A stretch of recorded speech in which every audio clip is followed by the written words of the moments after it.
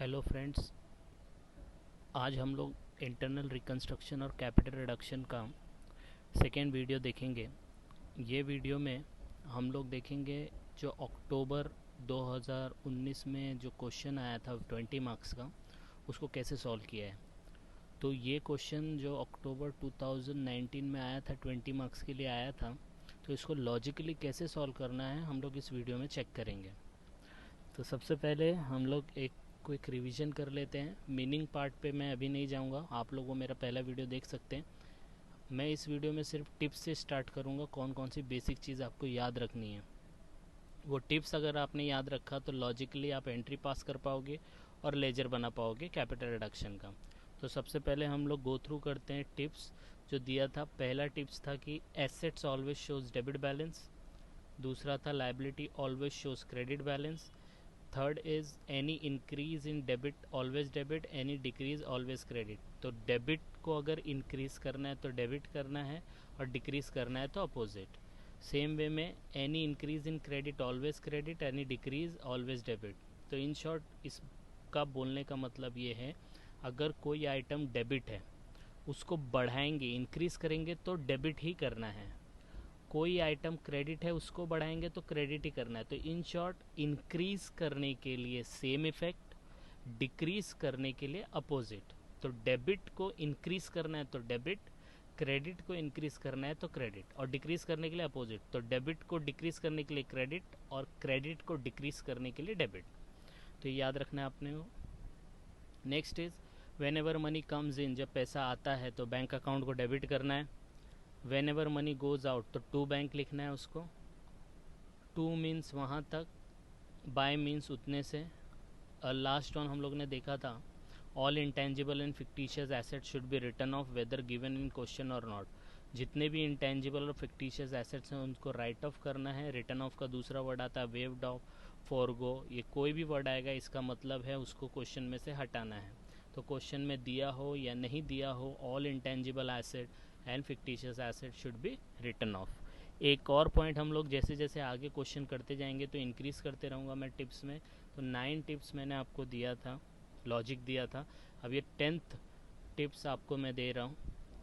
Any item which is not given in old balance sheet is adjusted. अगर कोई item आपके old balance sheet में नहीं दिया है और उसको एडजस्ट किया है तो नो एंट्री, तो उसका कोई भी एंट्री नहीं आएगा, क्योंकि वो बैलेंस शीट के बाहर से ही एडजस्ट हो गया, तो उसको हम लोग एंट्री पास उसकी नहीं करेंगे।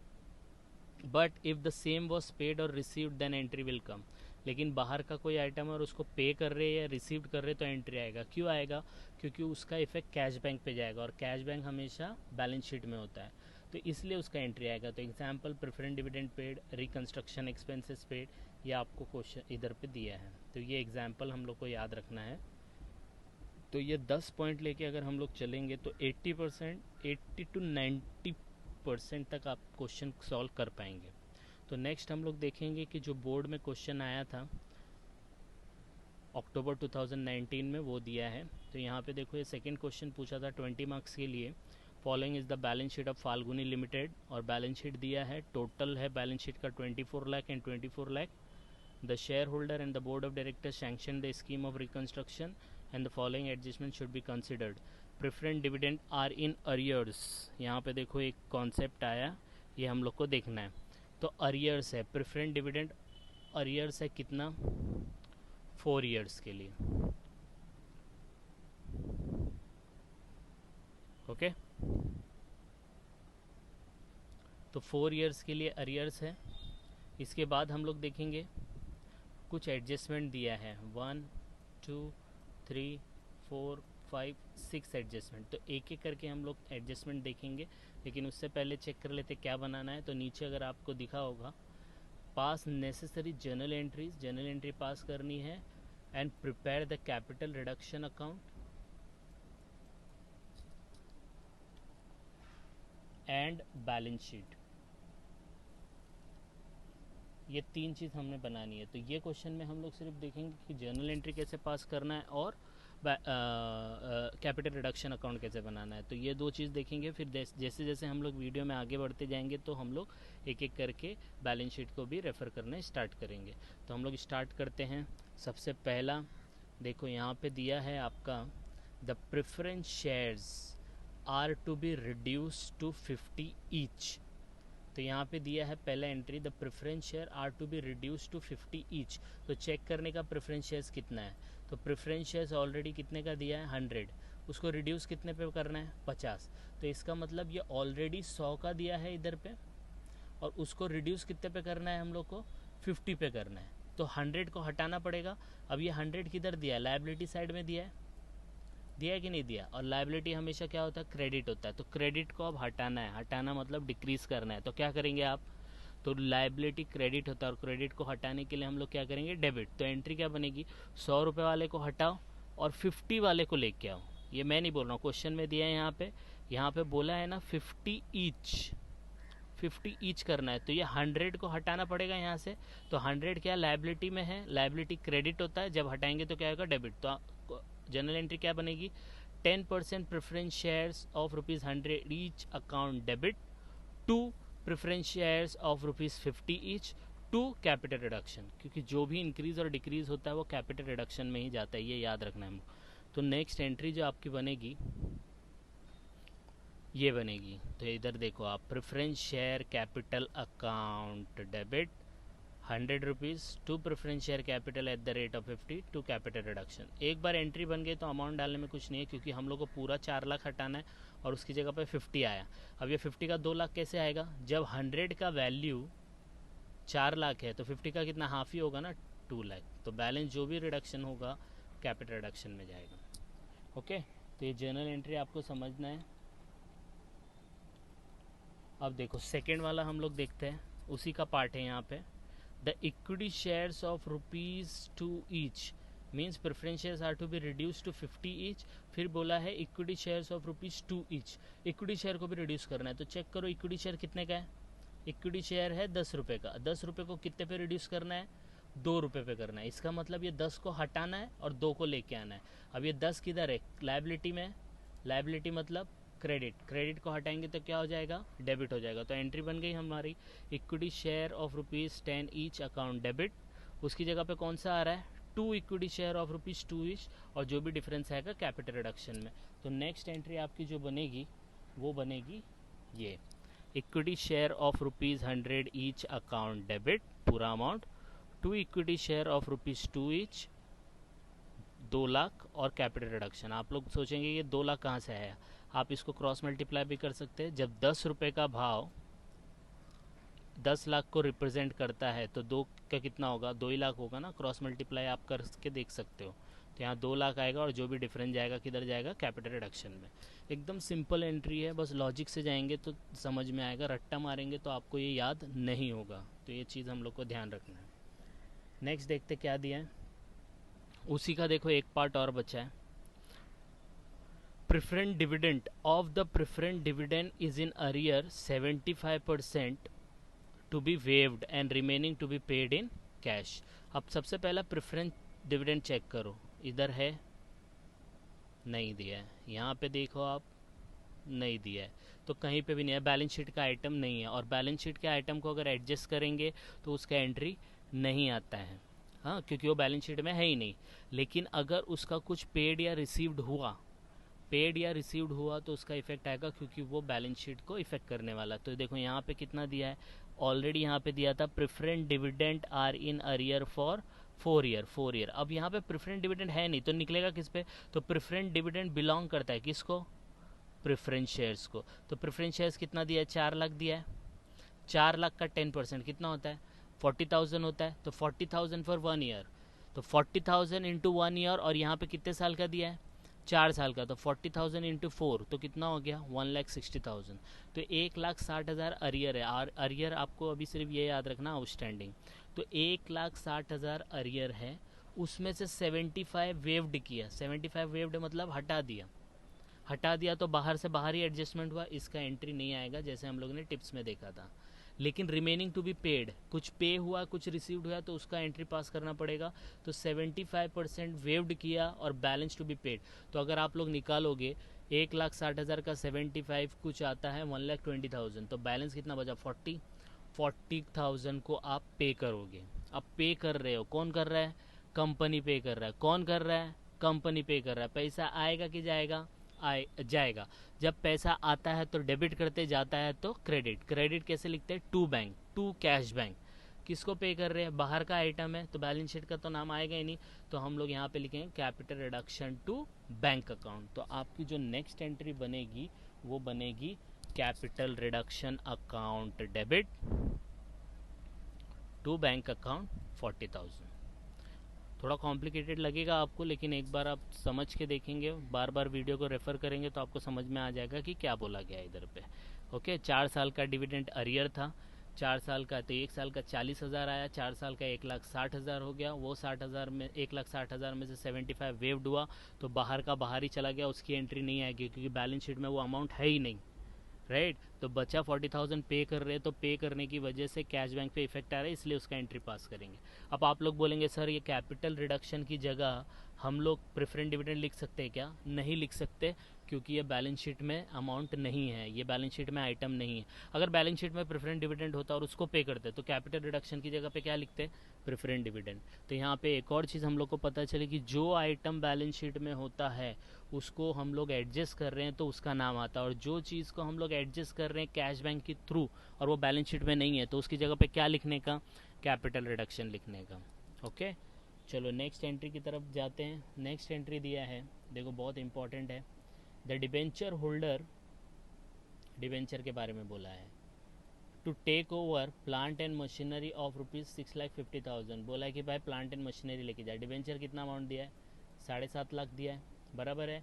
7.5 लाख, 7.5 लाख का अमाउंट है। वो बोलता है कि मैं आपका प्लांट एंड मशीनरी लेके जा रहा हूँ 6.5 लाख में, लेकिन देखो प्लांट एंड मशीनरी का वैल्यू कितना है, तो ज़्यादा पे लेके जा रहा है लेकिन वैल्यू उसका कितना है? 6 लाख है, क्योंकि उसको अमाउंट एडजस्ट करना है। तो 7.5 लाख को एडजस्ट करने के लिए वो 6 लाख की मशीन कितने पे लेके गया? 6.5 लाख की। चलो एडजस्टमेंट हो गया, हमारा ही फ़ायदा हो रहा है, क्योंकि भाई 6 लाख की चीज़ वो 6.5 में एडजस्ट कर रहा है। करो, हम लोग को क्या करना है, क्योंकि हम लोग की तो लॉस मेकिंग कंपनी है। In part satisfaction of their claim and the balance amount. तो बैलेंस कितना बचा? जब 7.5 में से वो 6.5 एडजस्ट कर रहा है तो बचा कितना? 1 लाख।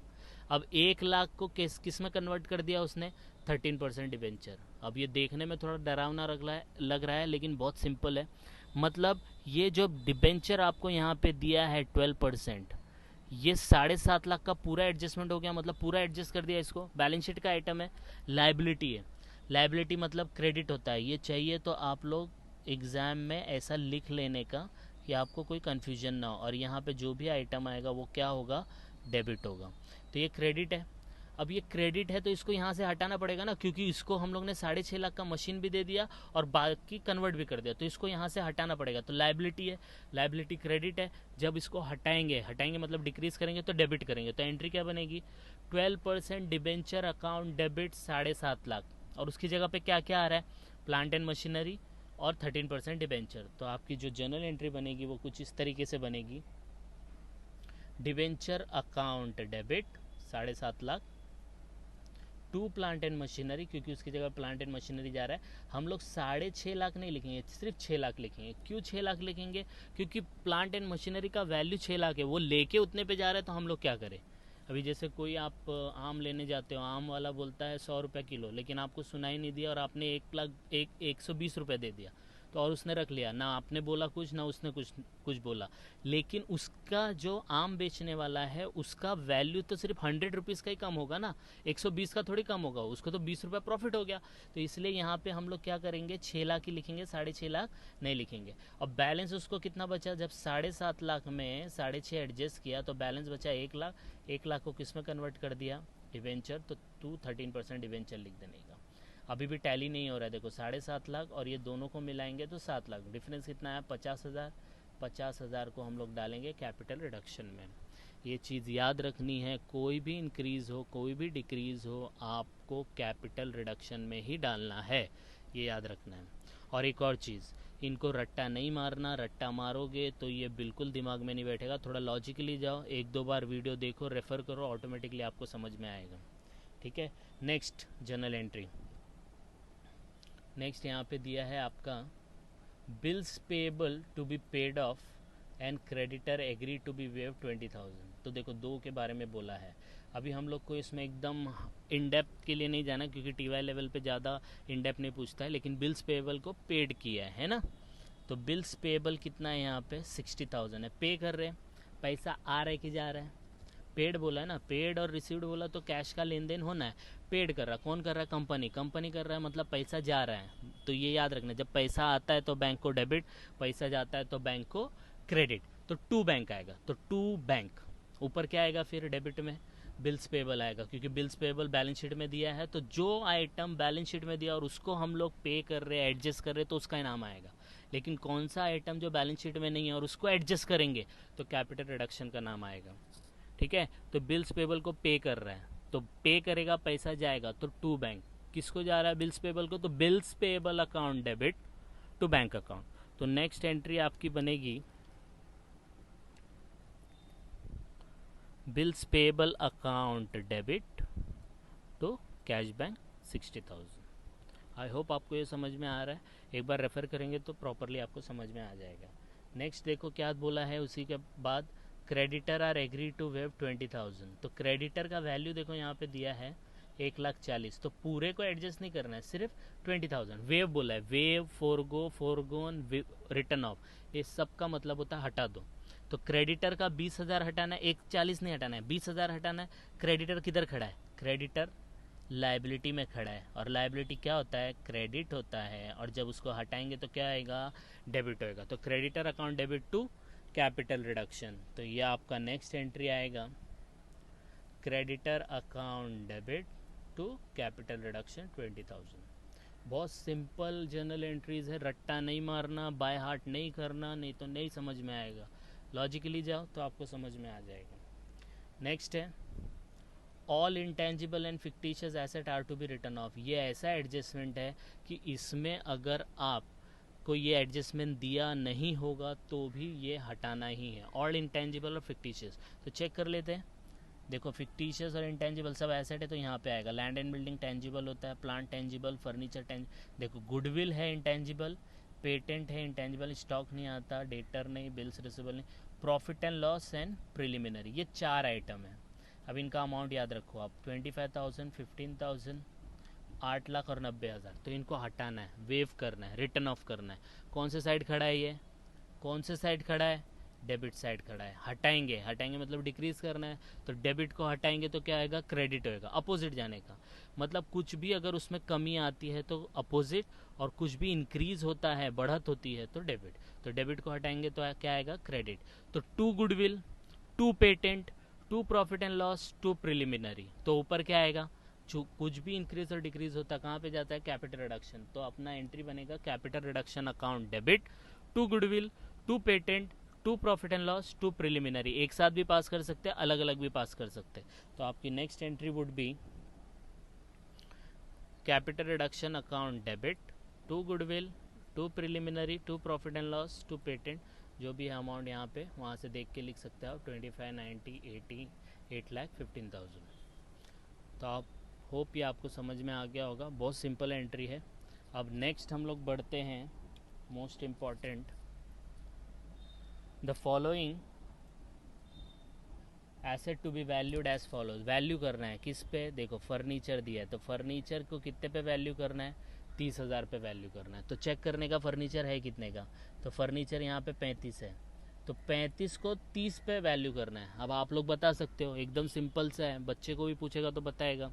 फर्नीचर 35,000 दिया है, वैल्यू करना है 30,000 पे, तो आप लोग बताओ इंक्रीज हो रहा है कि डिक्रीज हो रहा है, एकदम डिक्रीज हो रहा है। 35 दिया है, 30 पे ऊपर वैल्यू करना है, तो 5,000 क्या करूँ, डिक्रीज, डेबिट है, डेबिट को डिक्रीज करना है, तो क्या करने का, अपोजिट करने का। तो डेबिट को डिक्रीज करने के लिए क्रेडिट, तो क्या हो जाएगा एंट्री, फर्नीचर क्रेडिट में चला जाएगा, तो टू फर्नीचर। तो ऊपर क्या आएगा, कैपिटल रिडक्शन, तो capital reduction to furniture account. Next entry आपकी बनेगी कैपिटल रिडक्शन टू फर्नीचर 5,000, क्योंकि 5,000 का ही करना है, 35,000 दिया था, वैल्यू उसको 30,000 पे करना है, तो सिर्फ 5,000 का माइनस करो, बाकी तो ऑटोमेटिकली 30 तक पहुंच जाएगा वो।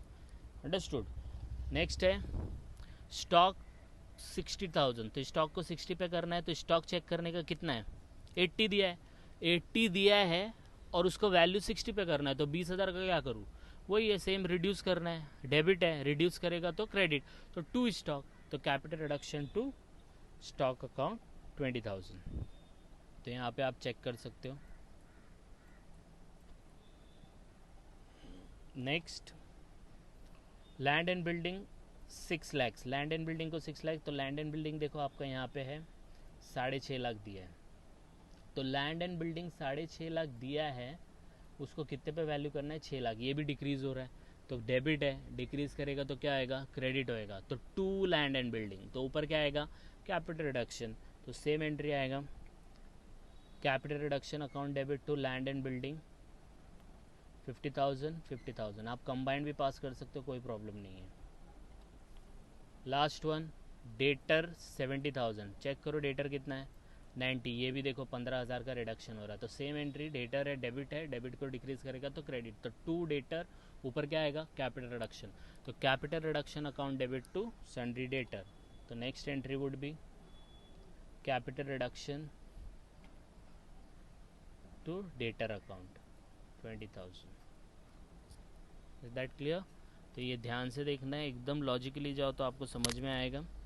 अब नेक्स्ट पार्ट देखते हैं, लास्ट एडजस्टमेंट, बहुत इंपॉर्टेंट है, ध्यान से रीड करते जाने का, एंट्री फ्रेम होते जाएगी, बस वो लॉजिक ध्यान रखना है जो मैंने आपको बताया। Next is the company obtained a secured loan of 1,50,000 at a rate of 12% interest by mortgaging land and building. Company ने लोन लिया कितने का, 1.5 लाख का। कितने का लोन लिया, 1.5 लाख का लोन लिया। क्या रेट पे, 12%। तो वो तो 1 साल के बाद ही इंटरेस्ट देना पड़ेगा, तो अभी उसका कुछ मतलब नहीं है। बाय मॉर्गेजिंग, मॉर्गेजिंग का मतलब होता है गिरवी रखना, क्या, लैंड एंड बिल्डिंग। तो लैंड एंड बिल्डिंग रहेगा अपने पास ही, लेकिन वो गिरवी हो जाएगा किसका, बैंक के पास।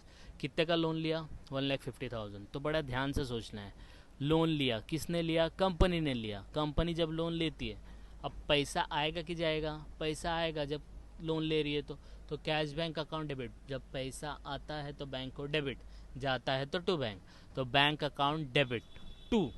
यहाँ पे कैपिटल रिडक्शन नहीं डालना है, क्योंकि ये वाला बैलेंस शीट में कोई आइटम दिया नहीं है लोन का, लोन हम लोग बाहर से ले रहे हैं तो उसका नाम लिखना पड़ेगा। तो टू सिक्योर्ड लोन या टू 12% लोन भी लिख सकते हो आप।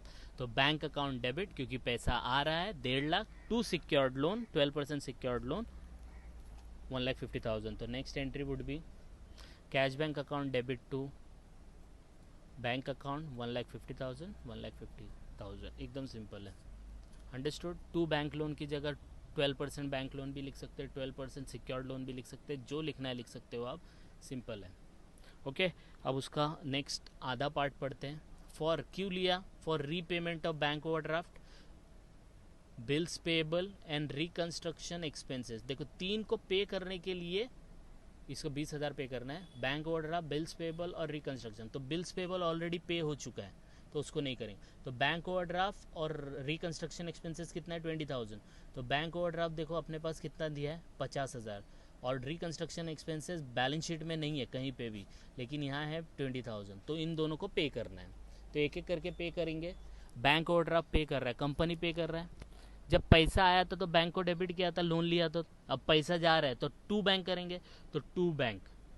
ऊपर क्या आएगा, बैंक ओवरड्राफ्ट, क्योंकि बैंक ओवरड्राफ्ट बैलेंस शीट का आइटम है। तो bank overdraft account debit to cash bank account 50,000। तो यहाँ पे देखो आपकी नेक्स्ट एंट्री बनेगी, bank overdraft account debit to cash bank 50,000 50,000।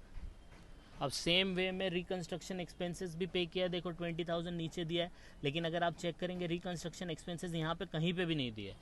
अब जब रिकंस्ट्रक्शन एक्सपेंसेस नहीं दिया, मतलब बैलेंस शीट का आइटम नहीं है, तो इसको पेमेंट कर रहे, पे कर रहे या रिसीव्ड कर रहे, तो हम लोग कैपिटल रिडक्शन का नाम लेंगे। तो कैपिटल रिडक्शन अकाउंट डेबिट, पैसा तो जाएगा इसमें भी, तो capital reduction account debit to cash bank, क्योंकि पैसा आता है तो बैंक को डेबिट, जाता है तो क्रेडिट, टू बैंक। तो देखो capital reduction to cash bank account 20,000 20,000। I hope आपको ये एंट्री समझ में आ रही है, एक दो बार रेफ़र करो तो आपको सब समझ में आ जाएगा। ओके, तो this would be 99% of your journal entry. कोई भी सम करेंगे, ये जितनी एंट्री आपके एडजस्टमेंट के हिसाब से, दैट वुड बी 99%। एक लास्ट एंट्री आती है, वो लास्ट एंट्री आप तब तक नहीं बना सकते जब तक कैपिटल रिडक्शन अकाउंट नहीं बनता है। तो यहाँ पे मैं वो एंट्री आपको पहले बता देता हूँ, ये है entry, goodwill to capital reduction या capital reduction to capital reserve, ये 2 एंट्री आती है। तो ये हम लोग लेजर के थ्रू कैसे बनाना है वो देखेंगे, क्योंकि आप ओरली इसको नहीं कर पाओगे। तो हम लोग अभी पहले देखते हैं कि इसका लेजर कैसे बनेगा, और लेजर सिर्फ एक ही बनता है, कैपिटल रिडक्शन अकाउंट। तो सिंपल बेसिक है, कैपिटल रिडक्शन डेबिट होता है left hand side, right hand side credit होता है, पर्टिकुलर अमाउंट। अब क्या करना है, जितनी भी जर्नल एंट्री है जहाँ जहाँ कैपिटल रिडक्शन का नाम आया है उसको हम लोग को पोस्ट करना है। तो जैसे देखते हैं हम लोग, देखो ये जर्नल एंट्री पास की थी हम लोग ने। पहली जर्नल एंट्री में देखो यहाँ पे दिया है preference share capital to capital reduction, कितना 2 लाख दिया है कि नहीं दिया है, यहाँ पे कैपिटल रिडक्शन में 2 लाख दिया है, बराबर है। तो यहाँ पे 2 लाख तो क्रेडिट है, 2 कैपिटल रिडक्शन मतलब क्रेडिट है कि नहीं है। तो 2 कैपिटल रिडक्शन तो क्रेडिट में जाने का और लिखने का opposite, bye preference shares 2 lakh. ये तो आपने 11th-12th में भी किया है, लेकिन मैं आपको थोड़ा समझा रहा हूँ लॉजिकली। अब आप सेकेंड एंट्री पे आएंगे, सेकेंड एंट्री में भी देखो कैपिटल रिडक्शन है, लास्ट में दिया है 2 कैपिटल। सिर्फ कैपिटल रिडक्शन को देखना, अगर है तो एंट्री आएगा, नहीं है तो उसको छोड़ देने का। कितना 8 लाख है, ये भी क्रेडिट में, तो कैपिटल रिडक्शन के क्रेडिट में जाने का, by equity shares 8 lakh. Hope आपको समझ में आ रहा है। नेक्स्ट देखो third entry, capital reduction account debit to bank account. अब डेबिट है तो कैपिटल रिडक्शन के डेबिट में जाने का, तो देखो to cash bank 40,000। Capital reduction के अकाउंट में कैपिटल रिडक्शन का नाम नहीं आएगा, ये याद रखना है। नेक्स्ट देखो डिबेंचर, इसमें बहुत सारा है लेकिन कैपिटल रिडक्शन पे फोकस करो। 2 कैपिटल रिडक्शन 50,000 किसकी वजह से हुआ, डिबेंचर ना, तो कैपिटल रिडक्शन के क्रेडिट में जाने का, बाय डिबेंचर 50,000। अंडरस्टूड। तो ऐसे ही करते जाएंगे हम लोग। नेक्स्ट देखो bills payable to cash bank, इसमें कैपिटल रिडक्शन का नाम है क्या, नहीं है, तो इसका एंट्री नहीं आएगा, इसका पोस्टिंग नहीं आएगा। Next creditor to capital reduction, तो क्रेडिट में है तो कैपिटल रिडक्शन के क्रेडिट में जाना है, बाय क्रेडिटर 20,000। अंडरस्टूड।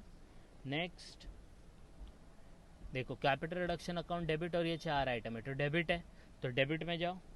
अब ये चारों आइटम आएंगे, तो 2 goodwill, 2 preliminary, 2 profit and loss, 2 patent.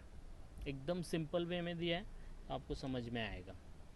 Next देखो capital reduction to furniture, capital reduction to land and building, capital reduction to debtor, capital reduction to stock. एक ही एंट्री में ये सब था, तो डेबिट हो रहा है तो डेबिट में जाके चारों नाम लिख देंगे, 2 furniture, 2 stock, 2 land and building, 2 sundry debtor. ये एकदम सिंपल है, बन गया आपका लेजर। अब क्या करेंगे, और कोई एंट्री बचा है क्या, एक और देखो कैश बैंक, ये लोन लिया था cash bank to bank loan, तो इसमें कैपिटल रिडक्शन है नहीं, तो इसका पोस्टिंग नहीं आएगा। नेक्स्ट देखो bank overdraft to cash bank, इसमें भी कैपिटल रिडक्शन का नाम नहीं है तो इसका भी एंट्री नहीं आएगा। लास्ट में देखो capital reduction account to cash bank आया, डेबिट हुआ, डेबिट में जाएंगे 2 कैश बैंक लिख देंगे 20,000। क्लियर है एकदम। बस इतना ही एंट्री था, इसके बाद हम लोग को वो क्लोज करना था, तो हम लोग अब इसको क्लोज करेंगे। तो क्लोज कैसे करते थे, आपने 11th-12th में देखा है, दोनों साइड को टोटल करने का। तो अगर मैं डेबिट साइड का टोटल करता हूँ तो 10,85,000 आता है, वो 1,08,500 रॉन्ग है, एक ज़ीरो और बढ़ा देना, 10,85,000, और यहाँ का टोटल आता है 10,70,000। तो डिफरेंस कुछ आएगा, तो ये आपका डेबिट साइड जो है ये बड़ा है, यहाँ पे एक और ज़ीरो कर देना, 10,85,000, और ये छोटा है, तो दोनों का डिफरेंस इधर पे आएगा। तो यहाँ पे हम लोग का डिफरेंस आएगा कितने का, 15,000। अगर यहाँ डिफरेंस आता है क्रेडिट में तो याद रखना गुडविल लिखते हैं, और अगर डेबिट में डिफरेंस आएगा तो उसको हम लोग क्या लिखते हैं, कैपिटल रिजर्व। ये याद रखना, कैपिटल रिजर्व लिखते हैं। क्लियर है। बस इसका टोटल कर लेंगे हम लोग, तो इसका 10,85,000, इसका 10,85,000। तो ये आपका पूरा कंप्लीट हो गया है। बस ये इसको देखा देख फिर हम लोग को एक एंट्री पास करनी पड़ेगी, ये वाली, ये जो लास्ट में बची है आपकी गुडविल। तो ये कैसा एंट्री जाएगा, कुछ इस तरीके से रीड करेंगे, goodwill account debit to capital reduction account. तो देखो आपकी लास्ट एंट्री जो थी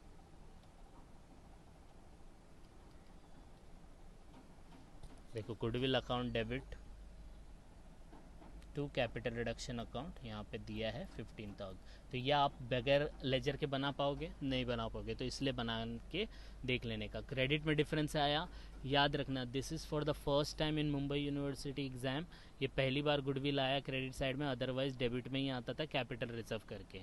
तो ये गुडविल फर्स्ट टाइम आया है, तो बहुत इंपॉर्टेंट एंट्री है, 20 मार्क के लिए आया था, तो इसको आपको ध्यान रखना है।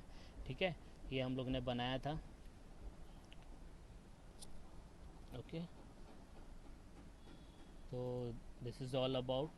Thank you. अगर कुछ आपको सजेशन देना है, कुछ और टॉपिक के ऊपर आपको एक्सप्लेनेशन चाहिए, तो आप लोग मुझे कमेंट कर सकते हैं।